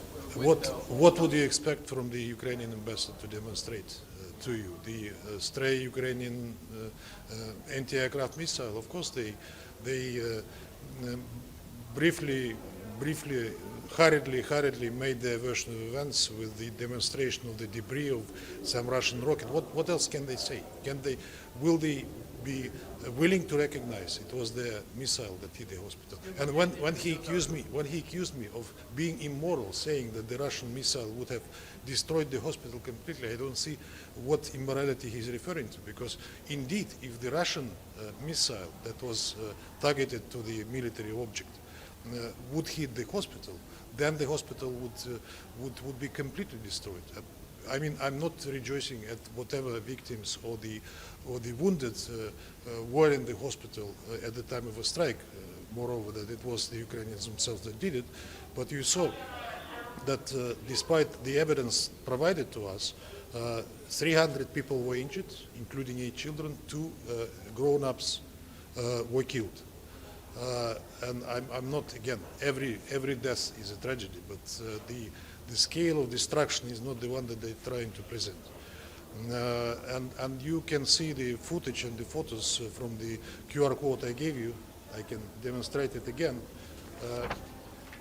demonstrating how people are gathering around the rubble, strangely passing water through the line, passing the bricks, and it looks very ingenious, I would say. I mean, that looks suspicious.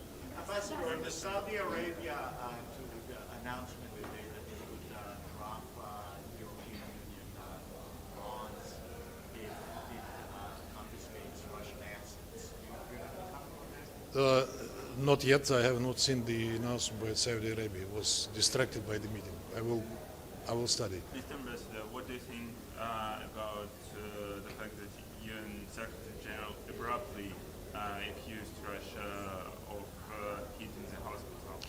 Well, you remember I came for a stakeout to discuss the way the UN is commenting on the Russian strikes and the Ukrainian strikes, to compare the reaction. And when I visited Secretary General after that stakeout, I gave him the same quotes that I was reading out to you, telling him that these are clearly double standards. When the Russian territory is hit and the civilian objects are hit, the reaction is very flaccid. But when something happens in Ukraine, the Secretary General and his spokesmen are rushing to accuse and condemn Russia right away. Ambassador, so to be clear, you're saying that it was an errant rocket of the Ukrainian air Yes, defense. I do, and not just me, but the Ukrainians themselves. Okay, Look so- at the publics. But was Russia firing in the area? Because why would the air defense Russia, system trigger yes, under indeed, this Russia scenario? was hitting the factory, one of the largest factory in Ukraine, which produces armaments. That is Artyom, so-called Artyom factory, a very old enterprise, which is 2 kilometers away from this Охматдет hospital in the vicinity, and the Ukrainian air defense was in the area, which again testifies that they are using against the international humanitarian law. They are using civilian quarters, deploying anti-aircraft systems there. Ambassador, European governments, including the Irish government, have called Russia's bombing of the Children's Hospital a war crime. What is your response to that? My response to that I gave many times, including at this stakeout, that we have not bombed the Children's Hospital. And on the Ukrainian ambassador's challenge to the legitimacy of Russia's Well, that's a perennial thing with the Ukrainian ambassador. He cannot cease referring to it.